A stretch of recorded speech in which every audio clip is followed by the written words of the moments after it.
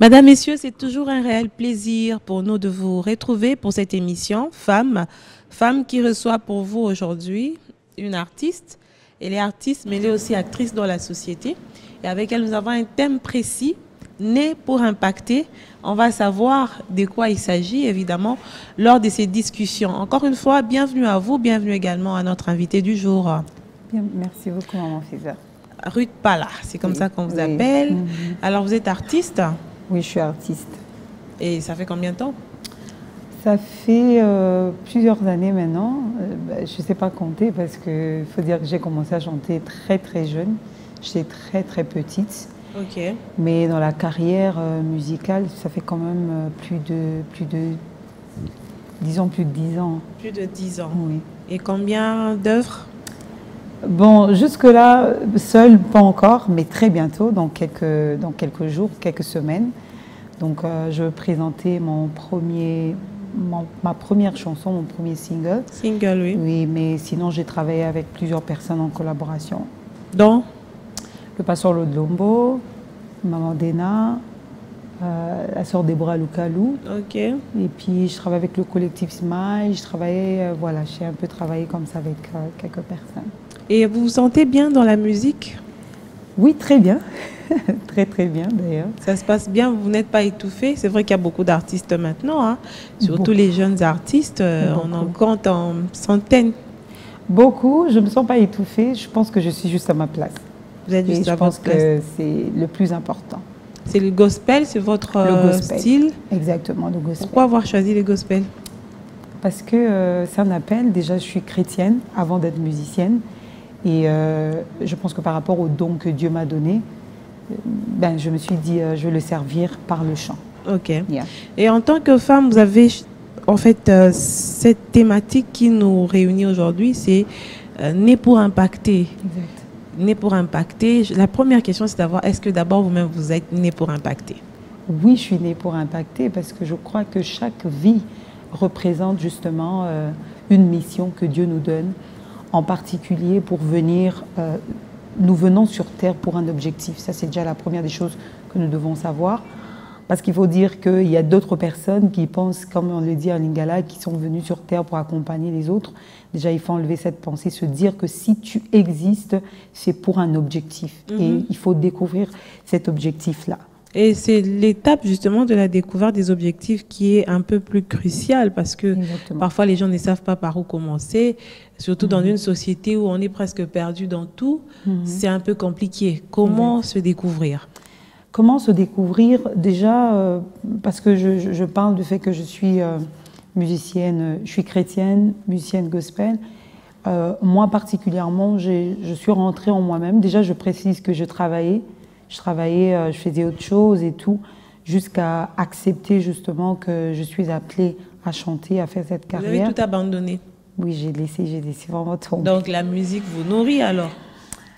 Oui, en quelque sorte, il faut le dire, parce qu'au-delà de la musique, il y a aussi d'autres choses qu'on fait à côté, mais il faut dire que, bon, avant j'étais vraiment en train de bosser seulement, je mélangeais les deux, mais après j'ai laissé de l'autre côté, je suis restée que dans la musique. Okay. Donc pour répondre à la question que vous m'avez posée, c'est que comment se découvrir, il faut vraiment rentrer à la source pour se connaître.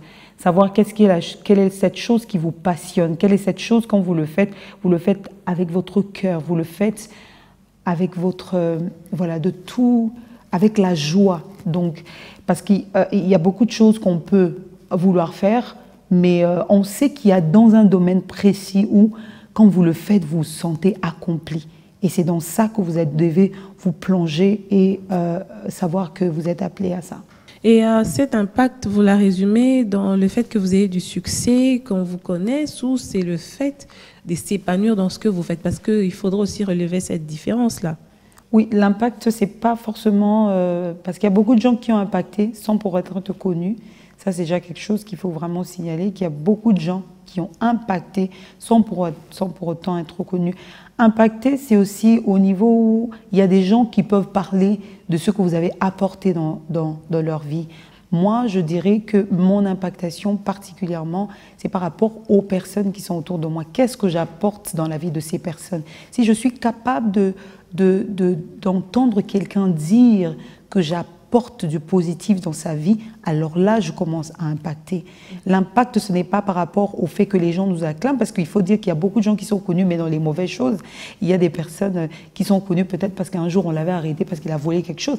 C'est pas vraiment ça l'impact, parce qu'être connu ne veut pas dire que vous êtes arrivé quelque part, mais c'est au moment où, même dans le secret, là où personne ne peut vous voir, vous arrivez à laisser vos traces dans la vie, par exemple, de vos enfants, dans la vie de vos frères et tout ça. C'est en ce moment-là que vous pouvez dire que vous êtes en train d'impacter les gens autour de vous. Et particulièrement, c'est des femmes, ou ce sont les femmes qui sont votre cible aujourd'hui par rapport au message que vous apportez? Oui, particulièrement les femmes, parce qu'il faut dire que la société veut vraiment déformer l'image de la femme, particulièrement ici au Congo. De quelle manière? De quelle manière? Moi, c'est vraiment les réseaux sociaux. Quand j'entre sur les réseaux sociaux, la plupart du temps, je vois des femmes qui se trémoussent en train de danser parce qu'ils veulent faire des vues pour être acceptées, pour être connues, pour être citées quelque part. Et on pense que pour impacter ou pour qu'on parle de nous... C'est ça pour elle l'impact, non? Oui, mais justement, voilà pourquoi je parlais de l'impact, pour dire que l'impact n'est pas au niveau d'être connu seulement, mais c'est par rapport à ce que vous laissez comme trace. Parce qu'il faut que les gens parlent de vous après vous. Mais quand on parle de vous saisonnièrement, ce n'est pas ça à impacter. Et moi, particulièrement quand je parle aux femmes, c'est que je me dis quelles sont les traces que vous laissez à vos enfants quand vos enfants vont vous regarder, quand ils vont parler de vous, quand ils vont mentionner votre nom. Est-ce qu'on parlera... Visiblement, maintenant, on ne réfléchit plus trop à ça. Quand on regarde, par exemple, les vidéos sur TikTok, c'est quand même aberrant, on peut le dire ainsi, parce que on se demande, est-ce que ces femmes-là ont des enfants? Est-ce qu'elles pensent à l'avenir? C'est ça. Qu'est-ce qu'elles ont dans leur tête, en fait? Mais c'est ça, parce que c'est le monde, en fait. Ce que le monde nous propose, comment je peux dire, les mouvements. Beaucoup de gens suivent des mouvements, suivent ce qui fait beau, ce qui fait le top, ce qui fait parler, ce qui pousse les gens à regarder. Curieusement, c'est ce qui se consomme aussi bien. Oui, ce qui se consomme bien. Pourtant, TikTok a beaucoup d'options, où tu peux apprendre beaucoup de choses sur TikTok. Oui, il y a beaucoup d'options, justement, parce qu'il faut savoir qu'on a le choix de se dire que je peux faire la différence. Parce qu'il y a beaucoup de gens, comme vous dites, qui font des vidéos TikTok, qui parlent, qui ne montrent pas forcément leur corps, qui ne montrent pas forcément leur partie et tout, intime et tout. Ce ne sont pas forcément des personnes qui vont chercher des buzz, parce qu'après un moment, les gens sont dans ça, qui vont insulter moi je vais insulter maman Feza va m'insulter. Les gens sont vraiment dans ça.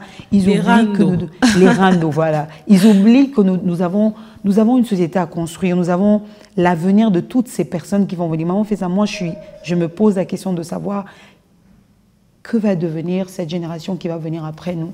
Parce que là, sinon on fait déjà ça et ils apprennent de nous. Et c'est vraiment, on est en train de courir à la catastrophe. Et ça, vraiment, pour moi, Est-ce que ça va changer? Apparemment, la situation est en train de s'enfoncer. Hein? Bien, mais je pense qu'on doit en parler. Je pense qu'il faut en parler. Je pense qu'il faut conscientiser justement les femmes, pousser chaque femme à découvrir. Parce qu'il faut dire que la plupart se disent peut-être, je pense que j'ai échoué dans tel domaine, que je ne peux pas avancer dans ce que je cherche, dans ce que je veux. Alors, pourvu qu'on me connaisse, je peux faire une vidéo, je peux danser, je peux faire ceci, je peux m'habiller d'une certaine façon. Si on peut parler de moi, alors c'est bon. Mais la plupart des gens ne se focalisent pas sur l'impact qu'ils laissent dans la vie des gens qui suivent les vidéos, qui suivent ce qu'ils font. Et moi, je pense qu'il est important de se poser la question, pourquoi tu existes d'abord?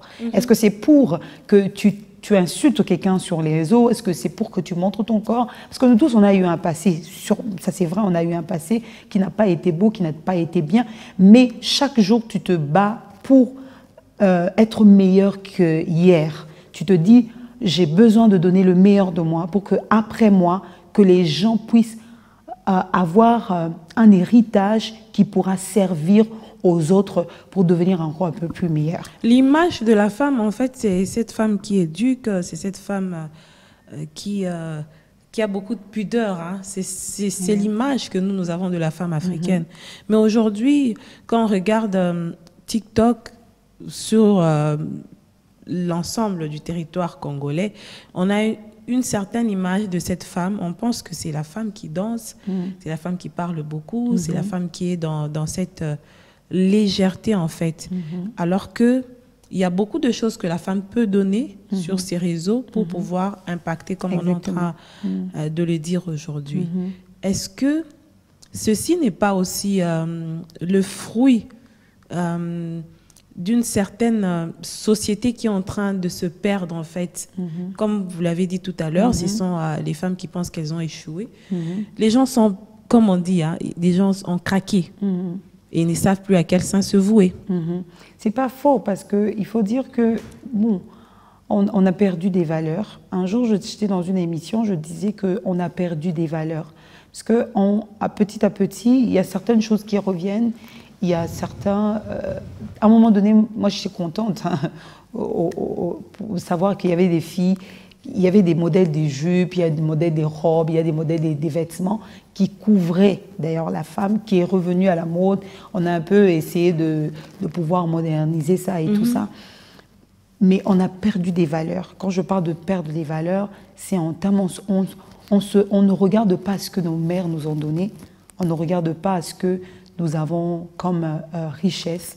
On est dans la mondialisation ailleurs. Et c'est un peu à l'extrême. On va puiser ailleurs parce qu'on trouve qu'ailleurs ça marche, en fait. Parce que quand on regarde la vie des stars américaines, la vie des autres stars, on trouve que ça marche quand elles montrent leur corps, quand elles sont dans l'extravagance et tout ça. Et nous, on pense que c'est ce qui marche, en fait. Et on a perdu des valeurs. Et pourtant, on peut utiliser ce que nous avons pour impacter aussi les autres, que les autres puissent copier de nous aussi. Pourquoi les autres ne peuvent pas copier de nous? Et que nous devons tout simplement copier des gens qui sont à l'extérieur. Moi, je pense qu'il est important. Voilà pourquoi je parlais de rentrer en soi-même pour se connaître. Quand on rentre en soi-même pour se connaître, se dire par exemple qu'il y a des vidéos TikTok, moi je vois des jeunes filles qui font des vidéos pour te parler de comment faire pousser les cheveux. Elles ne sont pas forcément en train de montrer. S'exhiber, oui. Voilà, elles font des vidéos pour vendre. Il y a des jeunes filles aujourd'hui qui font des TikTok pour vendre leurs produits cosmétiques. Il y a des gens qui vendent leurs sacs. Il y a des gens qui vendent... Pourquoi ne pas aller dans ce sens? Tout simplement aller dans un autre sens. Pourquoi seulement aller dans un autre sens pour se dire que ça va marcher parce que ça marchait pour les autres? Nous avons des choses à valoriser. Aujourd'hui, les gens ne nous respectent pas. Les gens ne veulent pas copier de nous parce que justement, on n'a pas des choses, on a l'impression qu'on n'a pas des choses à donner alors qu'on a beaucoup de choses à donner. On a tellement de choses à donner. Il y a tellement de choses à donner que moi, aujourd'hui, j'ai vraiment besoin de dire... Peut-être que cette personne qui va nous suivre se dit que j'ai échoué dans tel domaine, il n'y a pas quelque chose que je peux donner, mais est-ce que tu es vraiment sincère? Est-ce que tu es vraiment rentré en toi-même pour voir? Non, Faiza, j'ai vu des gens évoluer dans la vie, réussir tout simplement parce qu'ils faisaient un sourire bizarre. Et le jour où suivi la vidéo, et cette personne a réussi sans pour autant vendre quoi que ce soit, sans pour autant entrer dans quoi que ce soit. Il a tout simplement fait quelque chose qui a fait rire et ça a tourné, c'est parti. Et c'est au moment où tu comprends, tu détectes quel est ce domaine, quelle est cette chose que tu peux faire parfaitement, que l'autre ne peut pas faire, que tu commences à réussir, que tu commences à impacter. Ah oui. Et les générations qui sont en train de venir, c'est-à-dire nos petites sœurs, nos enfants et les restes, aujourd'hui, qu'est-ce qu'elles doivent avoir effectivement comme objectif dans la vie par rapport à ce qu'elles vont rencontrer? Est-ce que il faudra copier ou il faudra se tailler un autre chemin? J'aime toujours dire, il est bon de pouvoir imiter. C'est très mauvais de faire des copier-coller. Le copier-coller, vous êtes perdu en fait. Quand vous faites tout le temps de copier-coller, vous êtes perdu. Moi, j'ai envie de dire à cette génération qui est en train de venir, imitez les bonnes choses, imitez vraiment les bonnes choses, mais ne faites pas du copier-coller. Parce que je crois que dans chaque personne, il y a une particularité. Et c'est vraiment cette particularité qui me passionne, moi, personnellement. J'aime pas chanter comme tout le monde.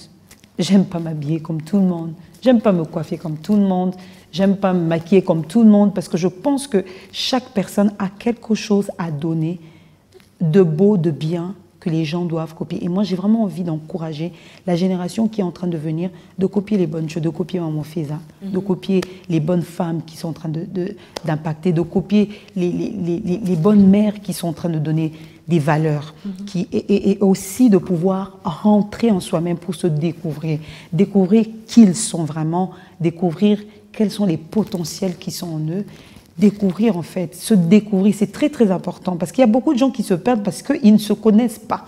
Et ça, c'est vraiment un problème d'identité. Plusieurs passent à côté, plusieurs passent même à côté de l'impact qu'ils doivent apporter dans la société parce qu'ils ne se connaissent pas. Il est important à un moment donné vraiment de s'arrêter, de se dire « Ok, d'accord, c'est bon, j'ai fait des vidéos, j'ai fait ceci, je me suis habillée d'une certaine façon, j'ai trop dansé, j'ai fait ceci, j'ai fait cela. » Bref, mais qui je suis vraiment? Réellement. Qui je suis réellement? C'est ça le départ, en fait, le déclic. Oui, c'est vraiment ça le déclic. Et la plupart des personnes ne le font pas, malheureusement, parce qu'il faut dire que déjà, on se dit que, bon, étant africain, il n'y a pas à faire ça. On n'a pas les moments où tu te donnes à toi-même pour réfléchir sur toi-même, pour te dire qui je suis, qu'est-ce que je dois donner. Les gens te disent, non, nous, on n'est pas trop dans ça. Les histoires d'aller trop penser, de pouvoir prendre même un cahier, écrire. Écrire, noter, oui. Voilà, noter. Moi, même dans les téléphones, maintenant, exactement, on peut noter. Exactement. Moi, je fais rire aux personnes qui travaillent avec moi. Je leur dis, chaque année, je m'assois, je dis à Dieu quelle est la prochaine étape. Et quand je prends mon cahier, j'écris les objectifs à atteindre pour l'année, j'écris les choses à faire, et les choses à ne pas faire, des choses qui n'ont pas marché, des choses que je n'ai pas eu à bien faire dans le passé. Oui. Parce que les gens ont peur que les gens parlent de leur passé, mais ils n'ont pas peur que les gens parlent de leur futur, parce que c'est très, très important.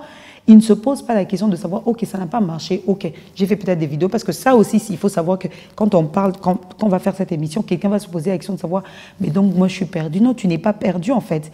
C'est le moment même de pouvoir s'asseoir, d'écrire les choses qui n'ont pas marché, de noter les choses que tu dois retoucher par rapport à ta vie et tout. Il n'est jamais trop tard pour bien faire les choses. Il n'est jamais trop tard. Il n'est jamais trop tard, Maman Feza. Il n'est jamais trop tard. Et quand les gens vont comprendre qu'il n'est jamais trop tard, c'est en ce moment-là qu'ils vont commencer à accéder à leur destinée. C'est cette vague ici en train de monter, de prendre de l'ampleur, alors que de l'autre côté, il y a aussi ce combat. Je n'aime pas trop utiliser le mot combat, mais il y a cet engagement en fait, de la femme à pouvoir impacter dans la société de manière assez positive. Il y a eu beaucoup de mouvements avant celui-ci qui ont impacté quand même négativement la vie de plusieurs femmes, évidemment, par rapport à leur engagement dans la société sur tous les plans. On dirait qu'on a l'impression qu'il y a un affrontement entre les deux mouvements, d'avoir ces femmes, des femmes leaders, ces femmes qui impactent, ces femmes qui sont engagées. Et de l'autre côté, il y a celles-là qui pensent qu'en faisant cela, elles sont en train évidemment de pouvoir faire parler d'elles, mais d'une manière assez négative. Est-ce que vous pensez que le banc, c'est-à-dire ce mouvement d'engagement, prendra les déçus et va continuer son bonhomme de chemin? Je crois qu'il y a une fin pour toute chose. Et je pense que de plus en plus, parce que je ne pense pas que je sois la seule qui me rende compte de cela, et je pense que de plus en plus, les gens vont prendre conscience, les femmes particulièrement, vont prendre conscience et plus le bon va dominer sur le mauvais.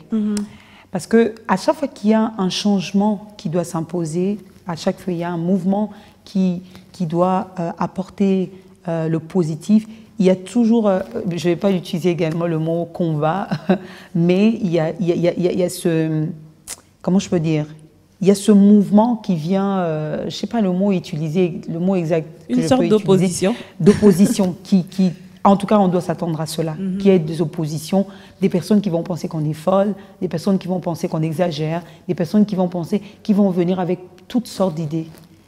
Mais s'il faut vraiment se battre pour voir le changement arriver, il faut le faire. Il faut vraiment le faire. Et je crois de tout mon cœur que ça, c'est vraiment moi, parce qu'il faut toujours espérer, croire que puisque nous existons, puisque nous sommes encore en vie, on peut changer les choses. Je crois que le mouvement positif va venir dominer sur tout ce qui est mauvais. Parce que il y a quelque chose que la femme congolaise est en train de rechercher, maman Fida. Oui, tout à fait. C'est le changement. C'est vraiment le changement à tout le niveau. Le changement à tout le niveau. Moi, je suis pour le changement même par rapport à nos artistes qui font le théâtre dans notre pays. Je languis derrière ce changement. Oui. Je l'attends vraiment. Je me dis qu'il y a un moment donné où les gens doivent prendre conscience, je répète encore prendre conscience des dons, des talents qu'ils ont pour travailler dessus. Et je crois sincèrement que quand les gens vont prendre conscience de cela, le changement va prendre le dessus de ce qui est mauvais. Mais beaucoup vont vous dire aussi que ces changements, parfois, ça demande aussi des moyens. Quand vous discutez, par exemple, avec les artistes, elles vous disent oui, on veut bien faire mieux que ce qu'on donne aujourd'hui, mais on n'a pas de moyens. On n'a pas ce qu'on attend par rapport à notre industrie ça, c'est pas faux. artistique. On n'a pas. Mais est-ce que ça, c'est pas un blocage aussi, cette histoire de... C'est une politique générale, en fait, du pays. Bon, malheureusement, c'est pas faux. C'est quelque chose, c'est vrai, parce qu'on peut voir comment ces gens vivent avec beaucoup de difficultés. Oui. Que ce soit tant des comédiens de notre pays, que ce soit des musiciens aussi qui vivent ça. Ils ont généralement la main tendue. Voilà, Oui. c'est pas. Et moi, j'en appelle vraiment à toutes les personnes qui ont au-dessus de nous pour se dire qu'on doit investir dans ces personnes, parce que c'est eux aussi qui portent notre pays, c'est eux aussi qui portent l'image de notre pays. Et il est important quand même qu'ils soient dans des conditions qu'il faut, avoir les choses qu'il faut, les moyens qu'il faut, tout ce qu'il faut en fait pour donner le meilleur. Parce que je crois sincèrement qu'il y a des talents incroyables dans ce pays, des comédiens incroyables. Vous les écoutez, tu te dis mais où est-ce qu'ils vont tirer tout ça? Ils vont puiser ça où en fait? Quelle imagination! Mais ils ne sont pas, malheureusement, ils ne sont pas mis dans des conditions qu'il faut. Et ça, c'est quelque chose qui fait quand même mal, et moi je comprends cela, mais je reviens encore pour dire que ce n'est pas une occasion pour nous de pouvoir faire n'importe quoi. C'est d'ailleurs une opportunité pour nous de faire parler, pour dire que nous avons besoin du changement, parce qu'on peut vous donner ça, on peut vous donner quelque chose de beau, on peut vous donner quelque chose de bien. Mais l'Église aussi a un rôle dans tout ça. L'Église devrait aussi jouer ce rôle de pouvoir encadrer les femmes. Parce qu'on voit bien que ces femmes qui ont des dérives sur les réseaux sociaux, qui dérapent, dimanche, elles sont à l'église normale. Elles viennent prier. La population congolaise est majoritairement composée des chrétiens. Et ce sont la plupart des Congolais, chacun a son appartenance. Et parfois, on a l'impression que l'Église ferme les yeux sur certaines questions et est très regardante en matière d'argent. Par exemple, il faut donner la bénédiction, mais en termes d'éducation, c'est quand même compliqué. Ok. Bon, il faut dire que, vous savez, ça serait compliqué de gérer tout le monde en même temps. Mais ça, c'est pas faux. Je pense que l'Église doit vraiment se focaliser sur la femme. Moi, par exemple, j'ai un ministère que je dirige qui s'appelle Femmes et Mission. Vous encadrez les femmes? J'encadre les femmes. Et aujourd'hui, on est à plus de 900 femmes dans les groupes WhatsApp. On enseigne, on prie avec elles et on traite aussi des sujets comme ça. Il y a d'autres qui s'ouvrent aussi facilement, qui peuvent te dire, écoute, moi, ma vie, c'est ça, ça, ça, ça. Tu penses que tu peux l'aider également, tu peux contribuer, tu peux vraiment les encadrer. Mais des fois, on est aussi limité, comme je le disais tout à l'heure. On a envie, par exemple, de scolariser des femmes, des filles mères. On a envie de faire étudier des filles qui se retrouvent... Donner des fonds. Exactement, donner des fonds. Mais des fois, on est limité. Mais ce qu'on peut faire, c'est qu'on contribue mentalement à aider ces femmes à se relever.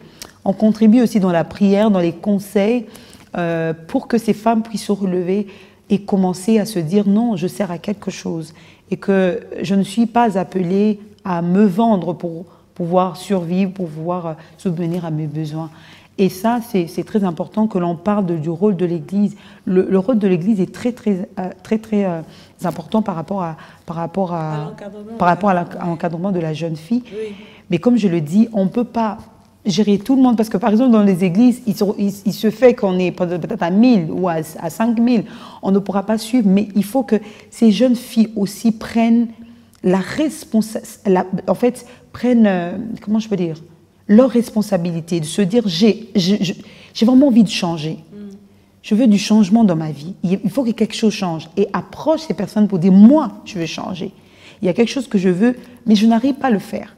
Je n'arrive pas à atteindre tel objectif. Je n'arrive pas à étudier, par exemple. Je n'arrive pas à les le responsabilités sont Exactement, partagées. les responsabilités sont vraiment partagées. Et moi, j'en appelle vraiment à toutes ces personnes qui peuvent aider ces femmes à l'église pour donner quelque chose, pour soutenir ces femmes et aussi leur parler, parce que c'est très important, moi, Fiza, de leur parler. Parce qu'elles écoutent tellement beaucoup qu'à un moment donné, elles reçoivent tout et n'importe quoi. Elles vont croire à tout et à n'importe quoi. Elles vont croire que leur corps est fait pour ça, pour se donner, pour... voilà. Alors qu'il y a au-delà de ça, il y a cette femme qui doit devenir gouverneure un jour, il y a cette femme qui doit devenir présidente un jour, il y a cette femme qui doit... Femme d'affaires. Femme d'affaires un jour, et tout. C'est vraiment au-delà de... Voilà. On a vu dernièrement sur les réseaux sociaux une jeune femme qui est morte parce que justement, il y a tout ça, on fait ça. Le luxe, oui, tout ce qui est de l'extérieur, qui est morte à l'aéroport et tout ça. Non, à l'aéroport, je crois qu'elle avait avalé des trucs. Des drogues. Voilà. Oui, et tout ça, c'est dû au fait qu'on veut la facilité, quelque chose qui va un peu vite, qui vient vite, mais on ne va pas chercher au fond de soi-même pour se dire, non, il y a quelque chose. Cette femme, certainement, elle a eu à inspirer d'autres filles pour dire, je veux devenir comme elle, alors qu'en soi, elle n'était pas sincère, c'est pas de l'argent gagné de voilà manière honnête. Je parle de parler à ces femmes, parce qu'elles ont écouté, elles ont vu et revu des choses, beaucoup de choses et n'importe quoi. Ah oui. Alors, on a fini l'émission. En quelques minutes, vous allez devoir conclure, né pour impacter. Okay. J'aimerais dire déjà à chaque personne qui va suivre cette émission que tu n'es pas n'importe qui, que personne ne te fasse croire que tu ne sers à rien. Et ça, c'est quelque chose que je parle vraiment au cœur de cette femme qui est en train de me suivre en disant que tu n'es pas n'importe qui.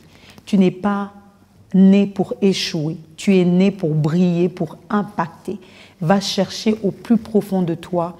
Trouve cette femme extraordinaire qui se cache au-dedans de toi, parce que moi, je l'ai trouvée un jour. Je suis allée chercher au plus profond de moi et j'ai trouvé cette femme. Je crois que tu peux aussi trouver cette femme parce que Dieu t'a envoyé sur terre, pas pour venir regarder les autres réussir, mais pour que toi également, tu sois partenaire de Dieu sur terre pour pouvoir accomplir la mission qu'il t'a confiée.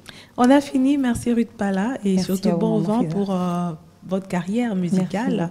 Je rappelle que vous êtes de Madjabou, artiste Madjabou, et bientôt un single sur le marché. Exactement. Avec évidemment d'autres prestations. Exactement. Bonne chance et surtout merci pour ce message qui est interpellateur pour beaucoup de femmes et surtout qui nous appelle à être de plus en plus responsables par rapport à tous les actes que nous posons, parce que ces actes-là peuvent impacter négativement notre avenir et l'avenir de plusieurs qui nous suivent. Exactement.